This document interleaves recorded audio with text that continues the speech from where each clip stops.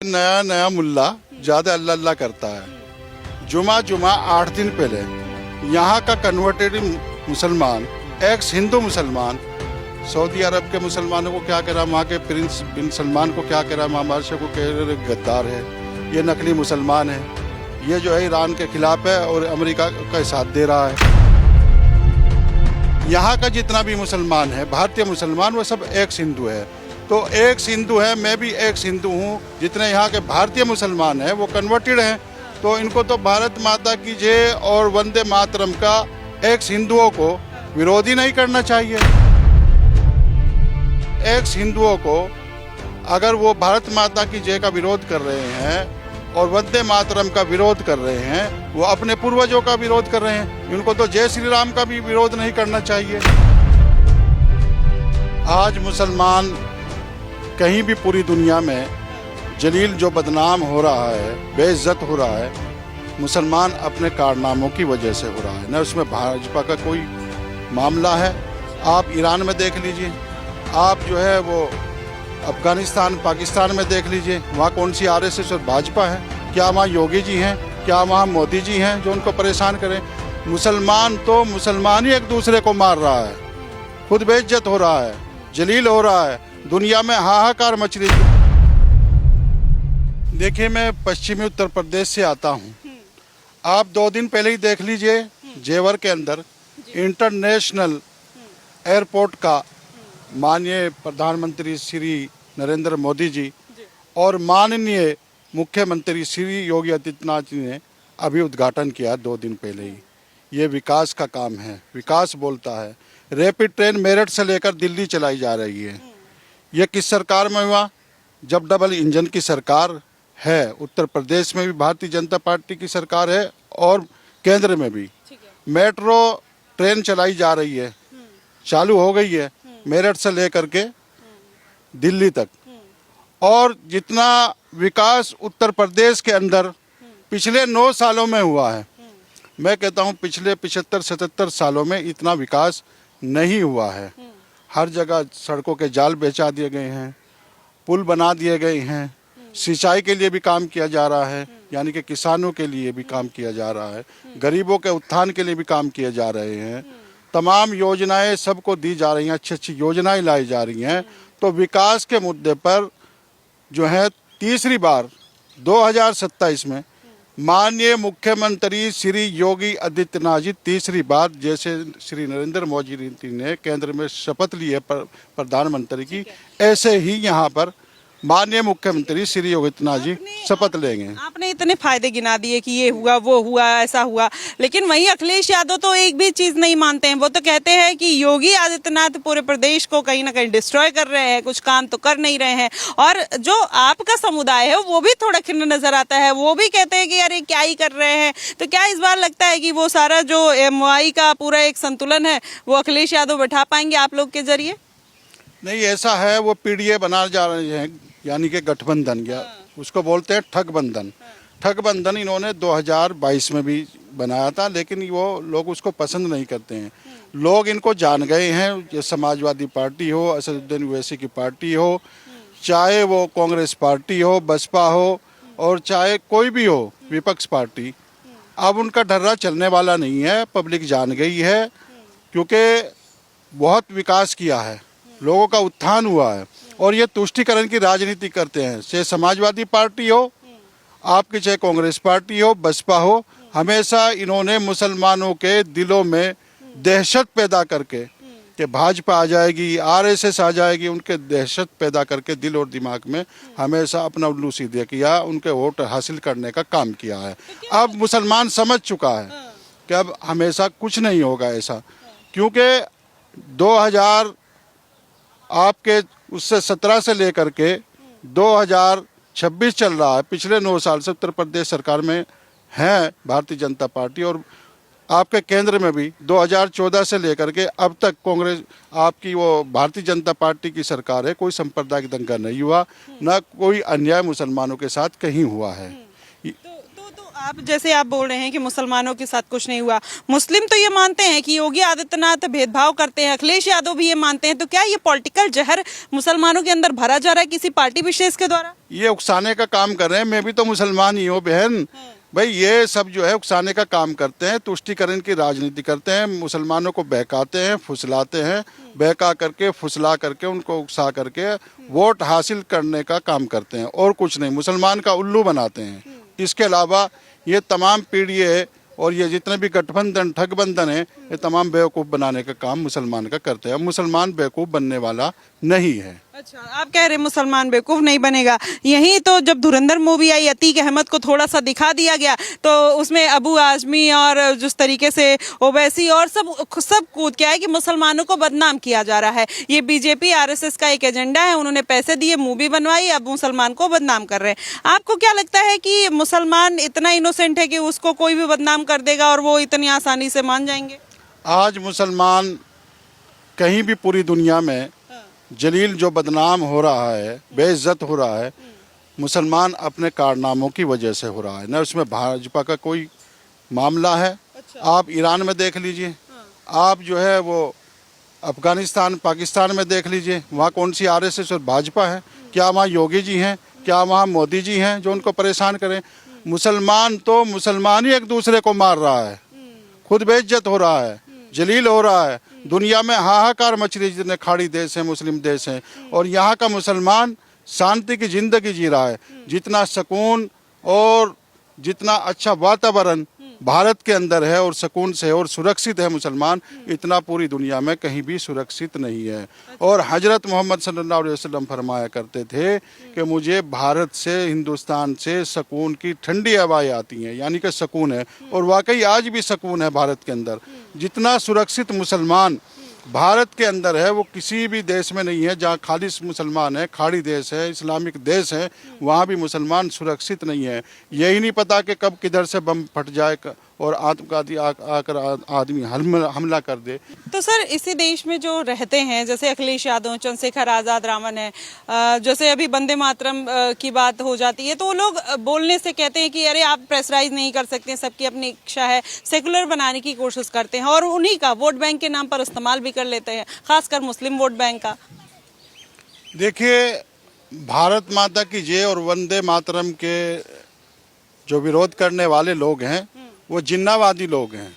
जिन्नावादी यानी कि जिन्ना ने भी वंदे मातरम का विरोध किया था, और जिन्ना जैसे लोगों ने और नेहरू जी ने भारत का विभाजन कराया था।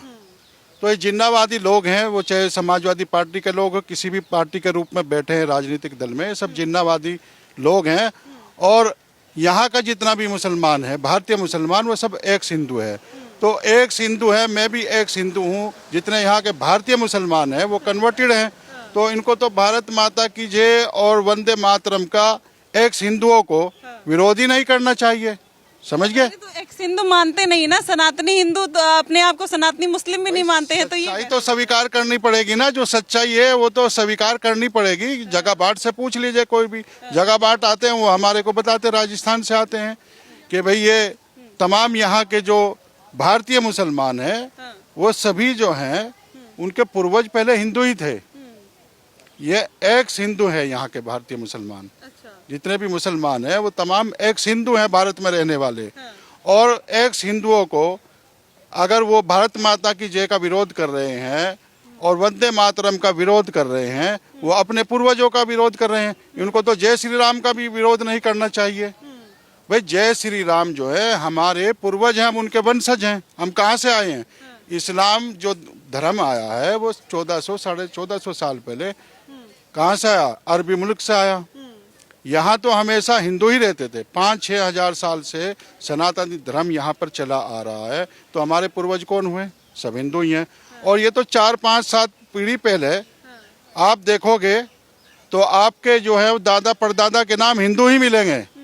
आप देख लीजिए, जगह बाट से मालूम करिए। आप हरिद्वार में जाकर पोथी खुलवाइए, कोई रामपाल सिंह मिलेगा, कोई समरपाल सिंह मिलेगा, कोई कंवरपाल सिंह मिलेगा, कोई ठाकुर भवानी सिंह मिलेगा, कोई ठाकुर यशपाल सिंह मिलेगा।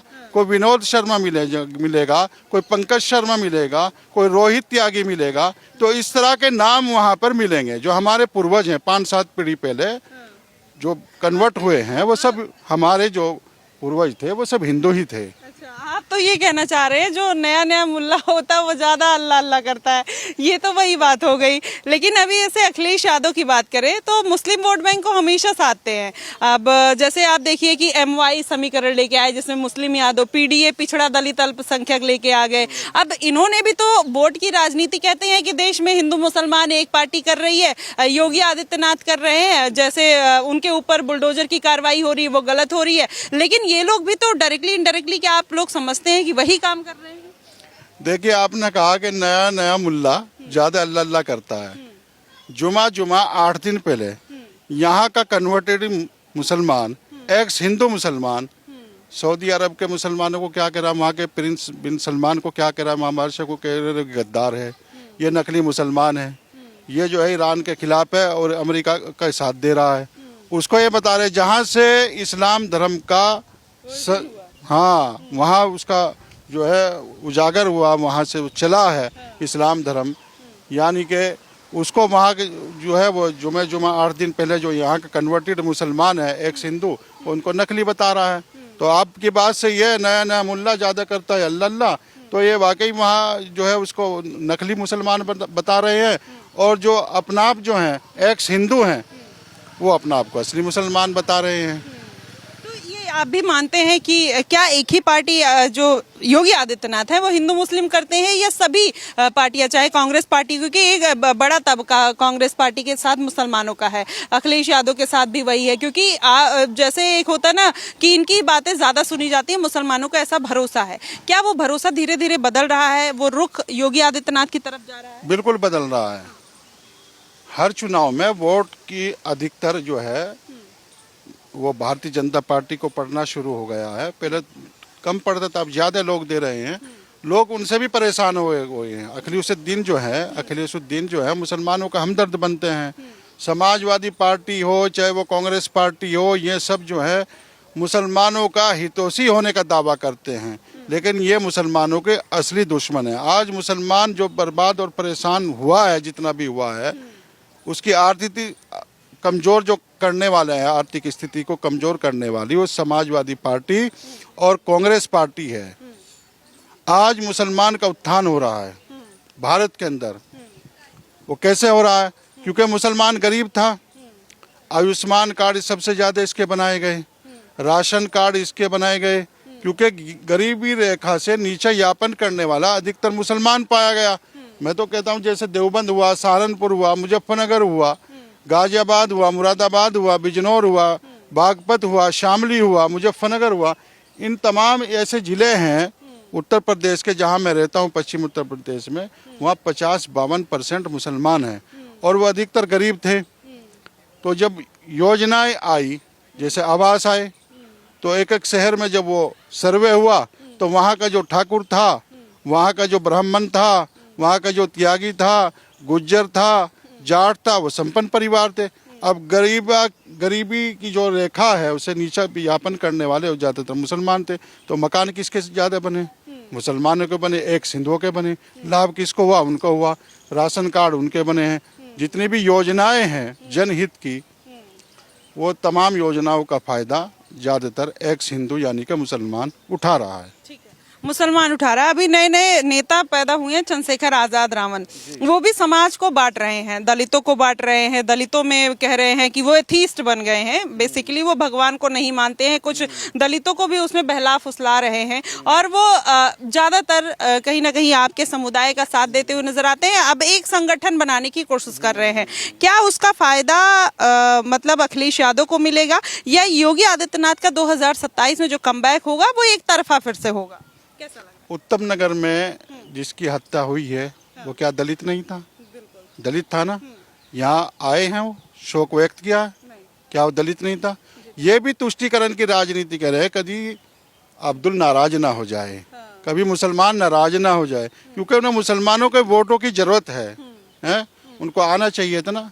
भाई यहाँ पे गलत हुआ है उत्तम नगर में, उस बेचारे की तरुण की हत्या, त्योहार के दिन कर दी गई है बेगुनाह, तो उसको आना चाहिए तो नहीं आना चाहिए। तो ये इस तरह के लोग किसी के भी हितोषी नहीं है, अपना उल्लू सीधा करना चाहते हैं और वो यह है अपना वो चाहते हैं कि जैसे दलितों का मसीहा बन करके मैं मुख्यमंत्री उत्तर प्रदेश का बन जाऊं, लेकिन उसका सपना कभी पूरा नहीं होगा।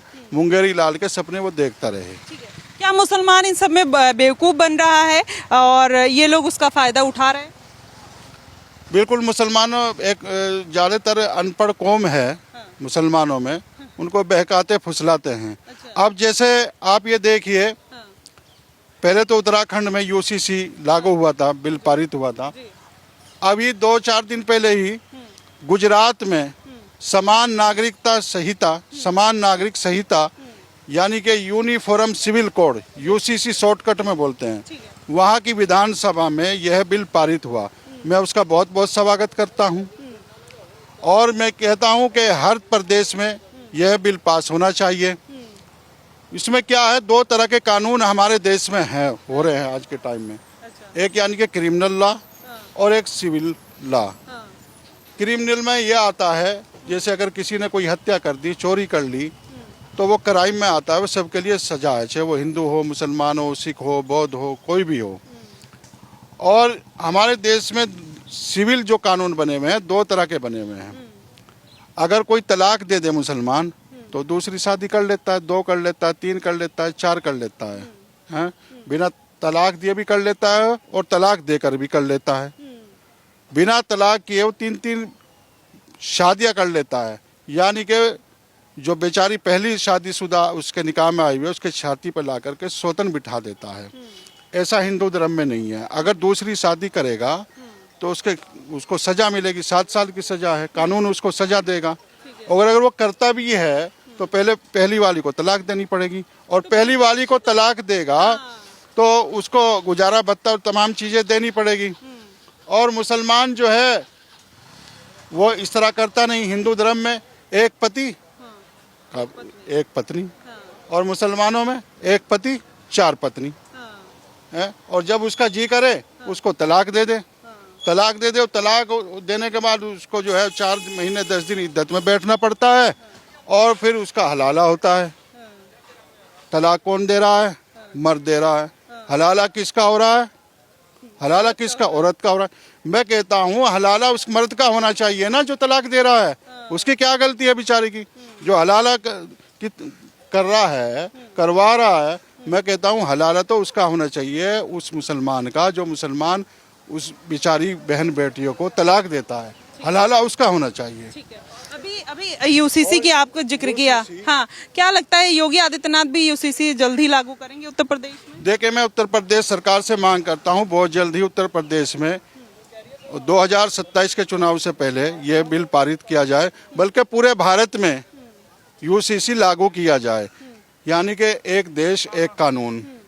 और यहाँ पे क्या है भाई, 2 कानून बन रहे हैं। ज्यादा प्रॉब्लम आपके समुदाय के लोगों को ही होगी और अभी भी विपक्षी पार्टियां यही कह रही हैं कि बहका रहे हैं। सबसे ज़्यादा यूनिफॉर्म सिविल कोड लागू होने से, समान नागरिक संहिता कानून पास होने से हमारी मुस्लिम बहन बेटियों का ही सबसे ज़्यादा फायदा है। तलाक का मामला जो है वो तलाक का बिल पहले ही पास हो गया था, अब आपका आ गया है बाल विवाह। मुसलमानों में क्या है कि 15 साल की लड़की को भी शादी कर देते हैं, यानी कि पर्सनल लॉ बोर्ड के हिसाब से 15 साल उसको जायज़ माना जाता है और देश के कानून के हिसाब से उसको नाजायज़ माना जाता है। और हिंदू धर्म में 18 साल के बाद ही शादी होती है, लेकिन मुसलमानों में 15 साल की लड़की की शादी कर देते हैं। ये तो अभी भविष्य की गोद में है, लेकिन 2027 का जो समीकरण आपको कैसा लग रहा है कि योगी आदित्यनाथ, अखिलेश यादव, कांग्रेस पार्टी या मायावती या चंद्रशेखर आजाद रावण जो अभी नए नए नेता पैदा हुए हैं, क्या लगता है कि किसका समीकरण 2027 में ज्यादा मजबूत रहने वाला है? देखिए, मैंने कहा है कि भारतीय जनता पार्टी सरकार तीसरी बार उत्तर प्रदेश में बनने जा रही है और श्री योगी आदित्यनाथ महाराज जी तीसरी बार उत्तर प्रदेश के मुख्यमंत्री की शपथ लेंगे, जैसे श्री नरेंद्र मोदी जी ने शपथ तीसरी बार माननीय प्रधानमंत्री जी की ली। अखिलेश यादव क्या डिजर्व नहीं करते हैं? क्या अखिलेश यादव क्यों नहीं लेंगे? अखिलेश यादव कैसे बन जाएंगे? अखिलेश की सरकार में कितने उनके जनप्रतिनिधि घर के होते हैं, चाचा भी, भतीजा भी, भाई का लड़का, ताऊ का लड़का, 15-20 घर के ही जनप्रतिनिधि हो जाते हैं।